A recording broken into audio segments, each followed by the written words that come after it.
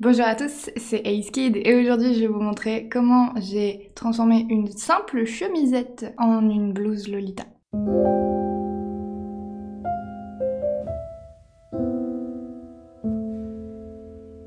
Je vous rappelle que cette vidéo fait partie d'une série où je fais de A à Z moi-même une tenue Lolita. Et donc aujourd'hui on arrive à la blouse. La blouse c'est aussi un autre mot pour chemise, on utilise plutôt blouse que chemise quand on parle de vêtements Lolita puisque c'est le mot en anglais aussi. Donc quand on cherche sur les boutiques en ligne, en général on trouve plus le mot blouse. Mais je vais utiliser chemise, blouse, chemisette de manière assez interchangeable dans cette vidéo. Pourquoi c'est important d'avoir des blouses? Déjà c'est important d'avoir quelque chose à mettre en haut vu que pour l'instant on n'a qu'une jupe. Mais surtout ça va permettre en fait de pouvoir varier beaucoup les tenues Lolita avec les différentes jupes et les différentes robes qu'on a sans pour autant changer toute sa garde-robe et acheter en général des robes qui sont nettement plus chères que des blouses et les jupes aussi sont un certain budget. Donc c'est vraiment une pièce fondamentale et c'est là où on va pouvoir essayer d'en avoir un peu plus en quantité afin de pouvoir varier. Puis aussi afin de pouvoir porter du Lolita plus souvent parce que si on n'a qu'une seule blouse, il faut la laver entre chaque fois et donc porter 2 jours d'affilée par exemple du Lolita, ça n'est pas possible. Il y a aussi ce facteur là qui est important, j'ai découvert ça dans les 2 dernières conventions que j'ai fait le week-end dernier et celui d'avant. C'est vrai qu'avoir qu'une seule blouse, c'est pas pratique.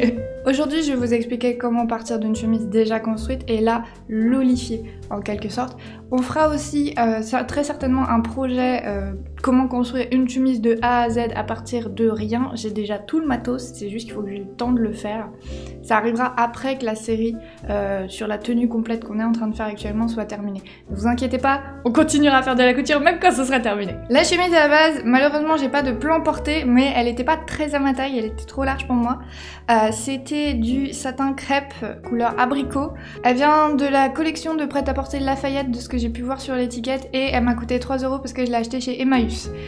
Pensez à essayer de trouver des vêtements de seconde main. Déjà de 1, ça pollue moins et de 2, vous pouvez trouver des trucs qui sont de bonne qualité vraiment pas chers. Parce que clairement j'aurais pas trouvé un tissu d'aussi bonne qualité si je l'avais acheté toute faite chez M plutôt. Le seconde main c'est bien. Elle était un peu trop large pour moi mais de manière générale je pense qu'elle était coupée pour être large, ample. Et du coup ça m'a fortement arrangé puisque tout le tissu qui était en râpe, je pouvais l'enlever et m'en servir ailleurs. Et c'est exactement ce que j'ai fait. Cette chemise à la base, elle avait 2 problèmes majeurs qui faisaient qu'elle fonctionnait pas très bien avec du Lolita. D'abord, la forme des manches. Elle était coupée avec une forme de manche qui ressemblait un petit peu à un t-shirt. Et il y avait pas mal de tissu sur les manches, elles étaient assez amples, mais elles avaient aucune forme. Et le deuxième problème, c'est qu'elle avait un col qui était carré, col de chemise classique.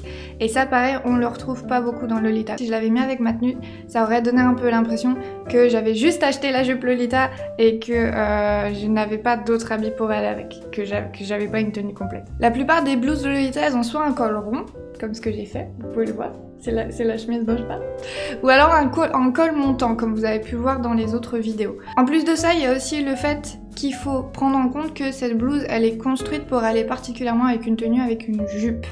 Donc, l'avant, faut qu'il soit aussi joli, et là vu qu'il y avait qu'une boutonnière et qu'en plus c'était une demi-boutonnière, c'était pas sur toute la longueur, je me suis dit qu'il fallait aussi rajouter des décos par rapport à ça. C'est ça le programme pour aujourd'hui, je vais vous montrer comment j'ai fait tout ça. La première étape, et malheureusement je ne l'ai pas filmé, c'est que j'ai enfilé la chemise et j'ai regardé jusqu'à où je pouvais la raccourcir avant que ça passe au-dessus de la jupe, de la ceinture de la jupe et que ça soit trop court. J'ai mis une épingle là où ça allait et je suis redescendue d'environ 2 cm en dessous histoire d'avoir des marges de couture possibles parce que sinon avec les marges de couture ça aurait fait que ça aurait été encore plus court. Ce que je n'ai pas pensé à faire quand j'étais en train de mettre cette marque là, c'est que je n'ai pas relevé les bras et du coup ma blouse est quand même un peu trop courte et elle risque fort de sortir de la jupe. Quand je me tiens droite et que je lève pas les bras, c'est bon. Donc si vous reproduisez ça à la maison, descendez encore un peu plus. Oui, voilà. Faites pas les mêmes bêtises que moi. En tout cas, une fois que j'avais ma marque là où je voulais, j'ai coupé le plus droit possible, le dos et le devant en même temps. J'ai juste, comme si je faisais un crop top, sauf que c'est pas du tout un crop top qu'on est en train de faire, mais vous connaissez le principe. Ensuite est arrivée l'étape la moins passionnante du truc et probablement l'un des trucs qui m'a pris le plus de temps en tout. Tout découdre, enfin quasiment tout. Il a fallu que je découse le devant, le dos, les manches, tous les ourlets, Le col, le seul truc que j'ai pas décousu, c'est la boutonnière. Donc pour cette étape, je me suis armée de mon découvite et de mon dessin animé préféré sur Netflix, à savoir Avatar, le dernier maître de l'air, si jamais vous l'avez pas regardé. Allez regarder, ça fait que s'améliorer. Si vous aimez bien le premier épisode, vous aimerez encore plus celui d'après, et celui d'après, et celui d'après. Et il y a le meilleur personnage qui ait jamais été écrit dans quoi que ce soit d'œuvre de fiction dedans. Vous saurez très vite qui c'est. Si vous l'avez déjà vu, vous savez qui c'est mon crush ultime. J'ai beaucoup trop de crush ultime. J'ai l'impression d'en parler d'indifférent à chaque fois. Mais bon, bref, allez regarder Avatar en décousant une chemise, là, c'est une bonne idée. C'est un bon plan. Ça prend 2 ou 3 soirées, c'est bien. Une fois que j'ai tout décousu, j'ai pu enfin m'attaquer à la modification de la chemise. Je me retrouvais donc avec un devant, un dos, 2 manches, un col, et en plus de ça, une bande qui venait du bas du dos et une bande qui venait du bas du ventre. Et c'est de ces 2 bandes là dont je me suis servi en premier. Je les ai coupées à la hauteur la plus longue de la manche pour les insérer en fait au milieu de la manche et du coup faire que toute la manche soit plus large à la fin.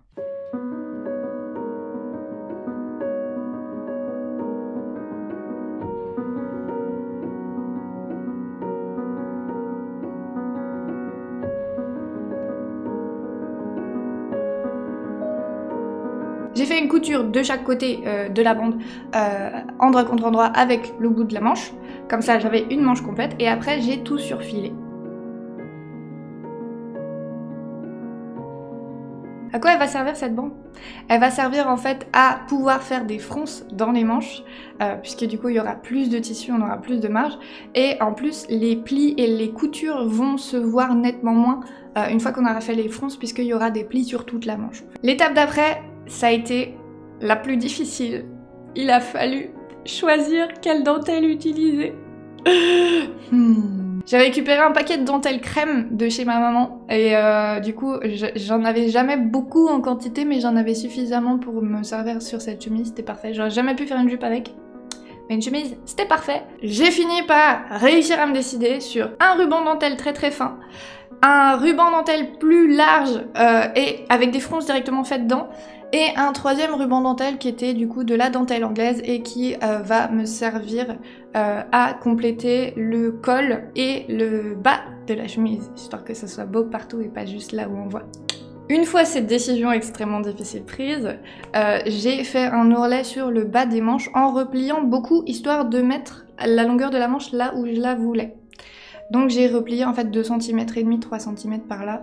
Vous pouvez le faire moins si vous voulez des manches plus longues, c'est à vous de choisir la longueur d'ourlet que vous voulez. Ensuite, de l'autre côté, sur l'endroit, j'ai posé la dentelle là où en fait j'avais fait la couture pour faire l'ourlet. J'ai cousu avec un point droit aussi, et après j'ai fait une 2e ligne de couture juste en dessous pour faire un couloir ou passer un élastique. J'aurais pas dû faire ça comme ça, je vous explique à la fin pourquoi et comment faire ça proprement. C'était pas une bonne idée, mais malheureusement j'ai pas pu les défaire sans défaire absolument toute la blouse, donc on va laisser ça comme ça. Il y a que moi qui sais que c'est là. Ensuite, j'ai cousu une autre dentelle sur le bord de l'ourlet, juste sur le bord du pli. Faut faire gaffe à ce que la couture elle soit bien droite sur l'endroit, puisque du coup on va la voir. Je tiens à préciser d'ailleurs que vu que c'était du satin crêpe, ce tissu il glisse de fou. Donc il y a certaines de mes coutures qui sont pas très droites. J'étais jeune et insouciante. Ensuite, je me suis attaquée à l'avant de la blouse. Comme la blouse était trop large pour moi, j'avais un petit peu de marge pour faire des plis et pour changer un petit peu la forme du corps. Et ça, c'était vachement cool. Je me suis dit, je vais faire des plis nervures, qui s'appellent aussi pin-tuck en anglais. Je suis allée googler comment on dit pin-tuck en français juste pour cette vidéo. Sachez-le. Et au passage d'ailleurs, dans mon googlage, j'ai trouvé un article sur les plis nervures que je mettrai dans la description parce qu'il m'a appris beaucoup de choses et j'aurais aimé savoir tout ça avant de les faire. Mieux vaut tard que jamais. Pli nervure, qu'est-ce que c'est? C'est en gros pincer le tissu, faire un pli et faire en sorte qu'il soit pas très large. Il faut que le pli il soit bien droit parce que c'est ça en fait la déco, c'est le pli lui-même. Donc plus il est droit et plus il est fin, mieux ça rendra. L'idéal c'est d'en faire plusieurs d'affilée, moi j'ai décidé d'en faire 2 de chaque côté de la boutonnière. Et j'ai aussi décidé d'insérer la même dentelle que ce qu'il y avait sur la manche dans le pli et afin qu'il y ait un petit bout de dentelle qui ressorte sur le bord du pli. En pratique ça donnait quoi? J'ai d'abord fait mes plis là où je voulais qu'ils soient, j'ai mis quelques épingles mais pas beaucoup parce que ça avait tendance à se voir les trous d'épingles dans ce tissu là. Et ensuite je les ai repassés. Impossible de sauter cette étape là. Impossible de sauter cette étape là. Ensuite, une fois que mes plis nervures étaient pressés, j'ai pu insérer la dentelle sans m'inquiéter que le pli nervure se défasse. J'ai tout bien épinglé et j'ai cousu tout au bord du pli. Je vous avoue tout, quand j'ai fait les plis, j'ai rien mesuré du tout, je l'ai fait un petit peu à l'œil. Ça rend pas trop mal et ça a pas l'air d'être trop de travers. J'ai eu du bol pour le coup. Prenez quand même des mesures, ça sera plus simple et vous serez plus sûr de ce que vous faites. À cause des plis, du coup, la bordure du col avait été déformée, donc j'ai recoupé un petit peu histoire que ça fasse un plus bel arrondi. Et comme ça a fait que j'ai élargi l'avant du col pour faire que la partie ici, je sais pas comment ça s'appelle, l'épaule, l'épaule, je suppose, pour faire que l'épaule de devant et l'épaule de derrière correspondent, puisque l'épaule du devant du coup était plus petit, vu que j'ai élargi ce côté-là. J'ai recoupé l'épaule du dos, mais du côté de la manche cette fois, pas du côté du col, parce que sinon le col allait être encore plus grand et du coup après, comme j'avais déjà mon col de coupé, je pouvais pas me permettre de faire une encolure plus grande que ce que c'était à la base. Donc j'ai rattrapé un petit peu la taille du col avec ça. Mais avant d'attaquer le col, j'ai assemblé l'avant et l'arrière du torse au niveau des épaules, en faisant endroit contre endroit avec une couture droite de chacune de ces coutures là. Et avant de passer à la suite, j'ai surfilé la totalité du contour extérieur de l'avant et l'arrière collé comme ça là. J'ai pas surfilé l'encolure parce que de toute façon elle va être encapsulée à l'intérieur du col, donc dans tous les cas il n'y a aucun moyen qu'elle s'effiloche. Ensuite il a fallu attacher les manches aux emmanchures. Je crois que c'est que la deuxième fois que je fais des vraies manches avec emmanchures, etc. Du coup, peut-être que c'est pas du tout le bon ordre dans lequel le faire, mais ça marchait à la fin. J'ai épinglé le dessous du bras et le flanc ensemble et j'ai fait une seule couture.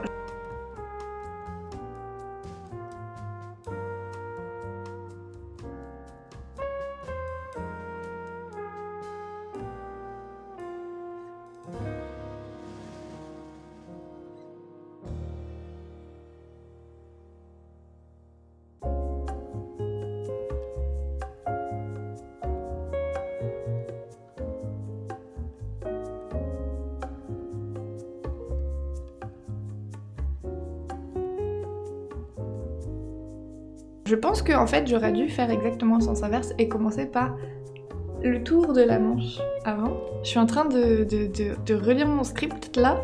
Clairement, pourquoi j'ai fait ça? On ne sait pas. Prochaine fois je ferai pas comme ça. Toujours est-il que ça a fonctionné à la fin et que du coup la manche était attachée par l'aisselle au flanc. Et après du coup j'ai épinglé la manche à l'emmanchure directement. Et une fois que je suis arrivée à environ cet endroit là d'épingler la manche sur l'emmanchure, j'ai passé un fil à l'intérieur de ça en faisant un point droit à la main directement, c'était beaucoup plus simple. Et j'ai froncé jusqu'à ce que j'arrive à la bonne taille qu'il me fallait, puisque comme on avait rajouté du tissu au milieu de la manche, forcément la manche était beaucoup plus grande que ce qu'elle devait être.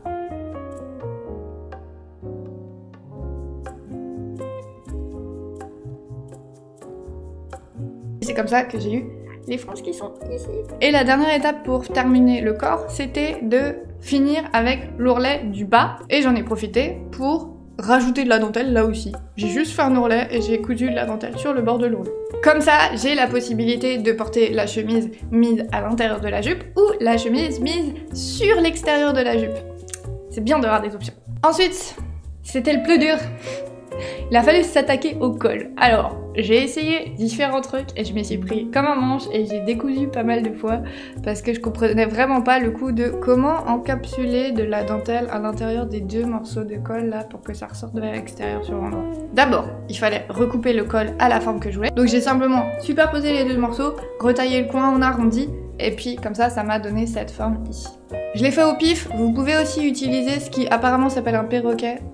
French curve, j'ai essayé de trouver une traduction pour French curve, c'est perroquet, que quelqu'un me confirme, je ne sais pas. Vous savez les règles là qui sont toutes arrondies, c'est de ça dont je parle. Vous pouvez utiliser ça aussi, moi j'y suis juste allée au pif, crois que c'est symétrique, à peu près, je crois. Et ensuite, comment rajouter du coup cette histoire de dentelle? En fait, il faut prendre un des morceaux du col sur l'endroit, épingler la dentelle par-dessus, en faisant dépasser du coup la partie de la dentelle qui est cachée par la couture vers l'extérieur, et la dentelle elle va tourner vers l'intérieur du col. Faites des fronces quand vous faites ça avec votre dentelle. Je n'ai pas fait de fronce, je ne savais pas qu'il fallait faire de fronce, et du coup comme vous pouvez le voir, comme vous l'avez probablement déjà remarqué, ma dentelle roulotte et mon col ne se tient pas très bien droit. Si vous faites des fronces à cette étape-là, vous n'aurez pas ce problème-là de dentelle qui roulotte vers l'intérieur. Ensuite, une fois que ma dentelle était bien posée selon la courbe que je voulais, j'ai pris l'autre morceau que j'ai cette fois pris à l'envers. Donc moi ce que je voyais c'était l'envers, l'endroit il était vers l'intérieur de tout le col. Et j'ai cousu du coup au bord de tout ça avec un point droit. L'étape suivante c'était de retourner tout le col et de le repasser.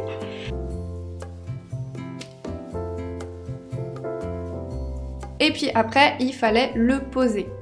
Alors là, je vais être claire dans les mots que j'utilise. L'extérieur, si je déplie mon col, d'accord? Si je déplie mon col comme ça. L'extérieur du col, je parle de cette partie-là, ok? Et l'intérieur du col, je parle de cette partie-là. Donc quand vous relevez tout le col, c'est celui qui touche votre peau. L'extérieur, c'est celui qui touche pas la peau. Voilà. Comme ça, on est bien clair dans les explications. Pour attacher le col à l'encolure, j'ai commencé par le côté qui était à l'intérieur. Je l'ai épinglé puis cousu à l'intérieur du col.